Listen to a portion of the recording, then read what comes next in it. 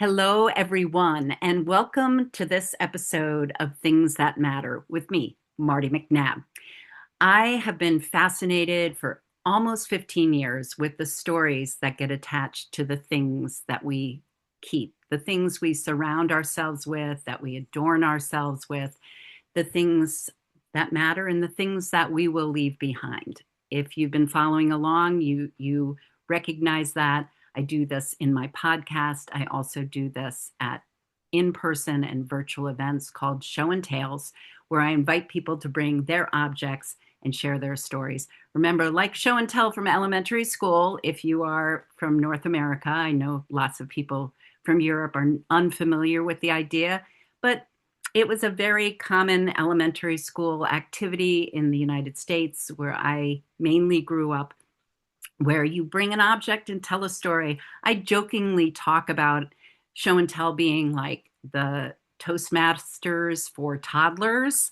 It was the encouragement of getting children to feel comfortable getting up in front of a classroom and bringing something that mattered to them, that they loved, that was they super excited about, that brought them joy, made it easier for them to step up on stage at the front of the classroom. So, anyway, my guest today is very familiar with standing up on stages, and I have had the pleasure, many pleasures, of meeting her and connecting with her. First, of course, through a community that you're familiar with if you have been following along, because I've had several guests on who are part of the 333 collective that is part of Third Act Quest, which is our good friend Diana Place's community where she's gathered women in their third acts together and done some in-person retreats that also I met Maria at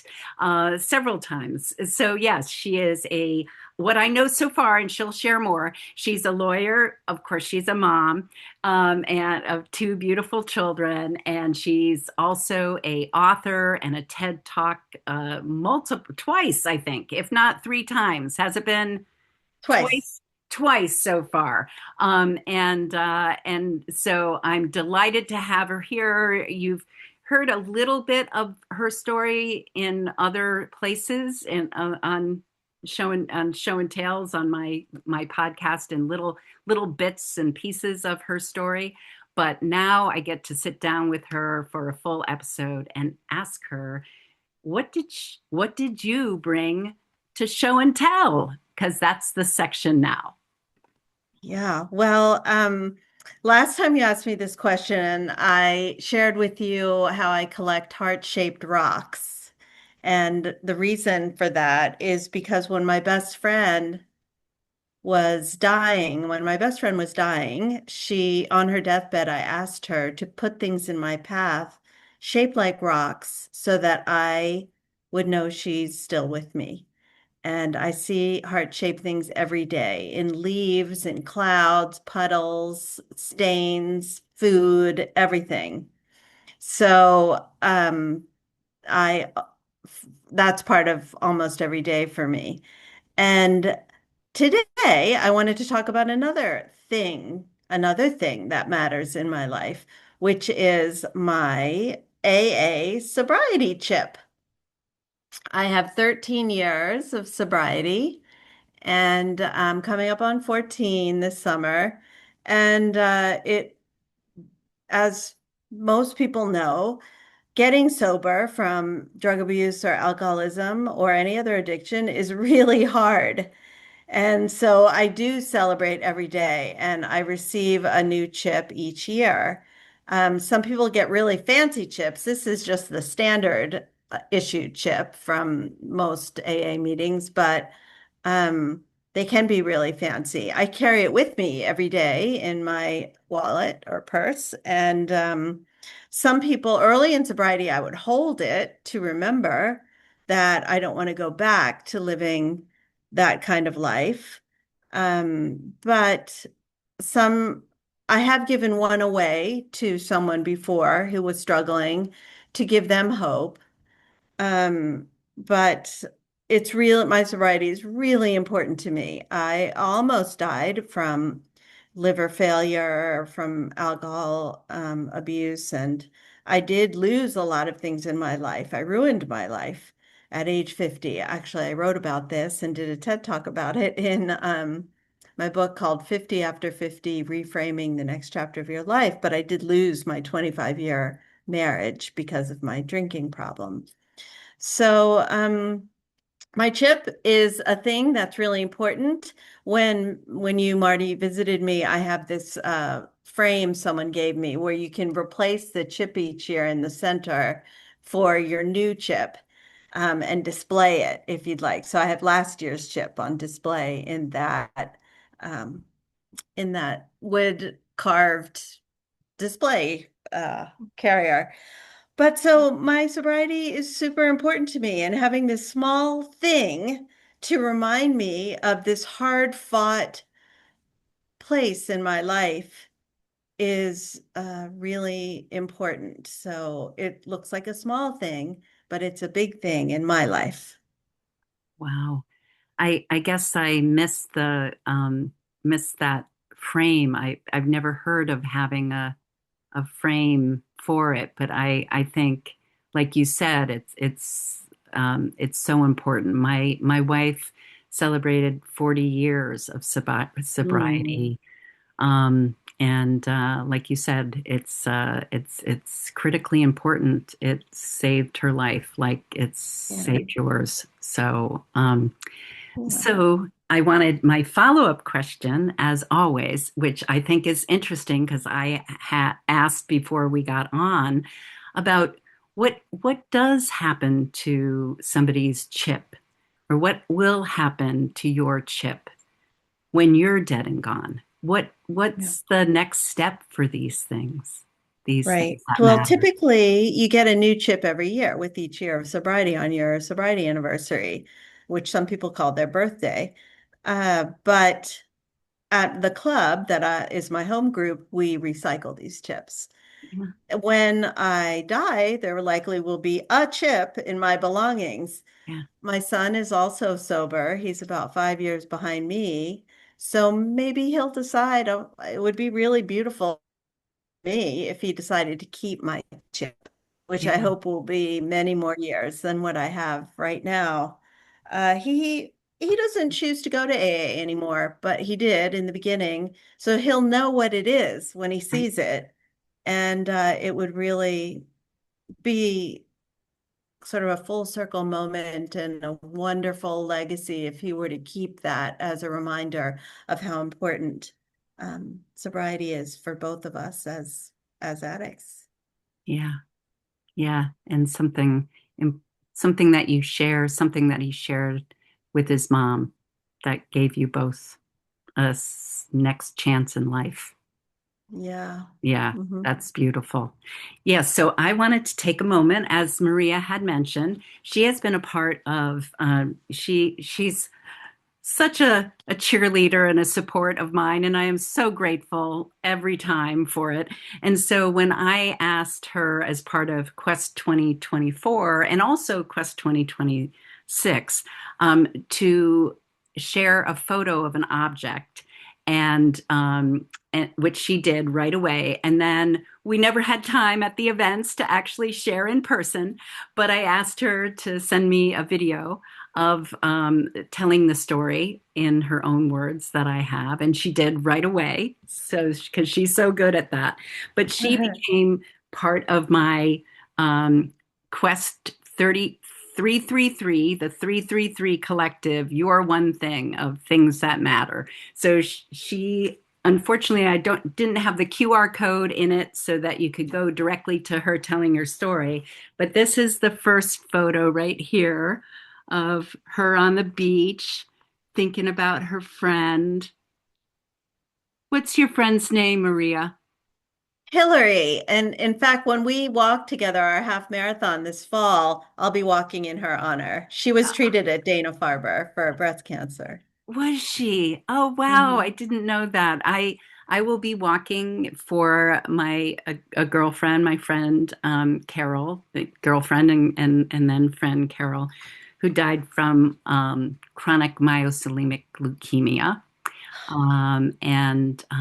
Yeah, and my stepfather who had multiple myeloma. So I have, yeah, I've never walked I've never done a walkathon.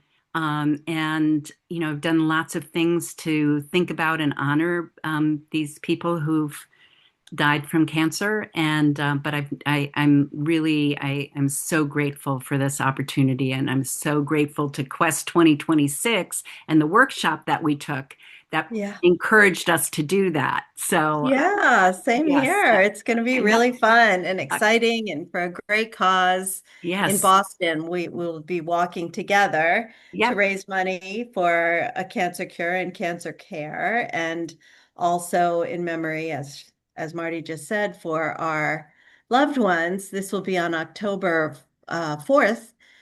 So we both have some fundraising pages you can Yeah. find if you'd like and join us. Yeah, absolutely. So this is a perfect opportunity. So that information will be in the show notes for sure. And this is a perfect opportunity for me to pass it over to you again and share with my looking listeners in my YouTube channel or anywhere that they listen to podcasts how they can, more about you, things that I may have left out, and also how they can connect with you and follow you and know more about you. So take it away. Yeah. Well, you can learn everything about me with links at marialeonardolsen.com. There you will find links to my two TED Talks. One is called Turning Life's Challenges into a Force for Good, and one is called Should You Use a DNA Test? And that is a preview of my upcoming book called Before and After the DNA Test, which warns consumers about the risks of taking DNA tests, the frequency of DNA test surprises about parentage and ethnicity, etc., and legal problems that could come up if you submit your DNA to one of these testing companies. And that book will be published in February of 2027.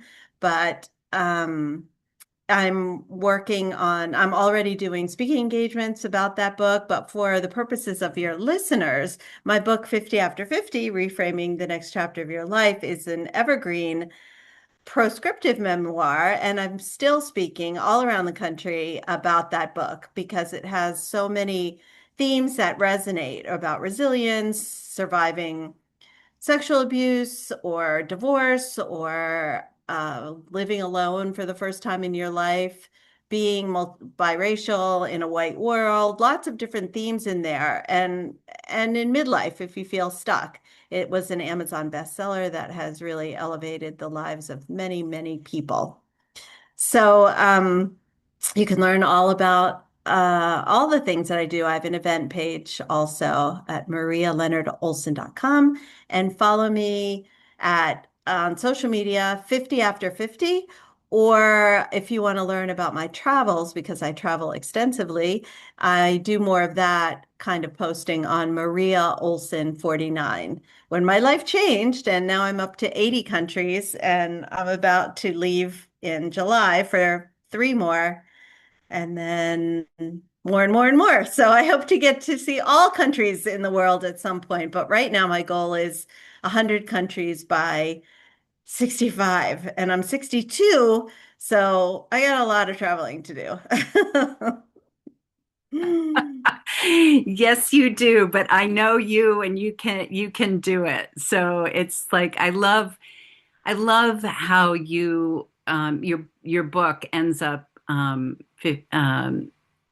that you end up encouraging exploration, and it doesn't have to be traveling far, like Yeah, it's about per internal traveling, yeah, really getting to know yourself.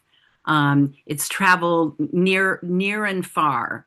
It's just reframing, relooking with new yes. eyes things. So I adore that. Thank you. It's really true that most of us, especially in our generation, were taught to be socialized to be people pleasers at the expense of who we really are, what we really wanted. And now that we're in the third of our lives, many of us are waking up Yeah, to what we want. yeah. So important. It's so important. Yes. Yeah. And I'm just kind of looking over your shoulder a little bit too, because I'm like, I know this is not your home personally. It's a part-time home or a part of your Yeah. home or included in your family kind of thing.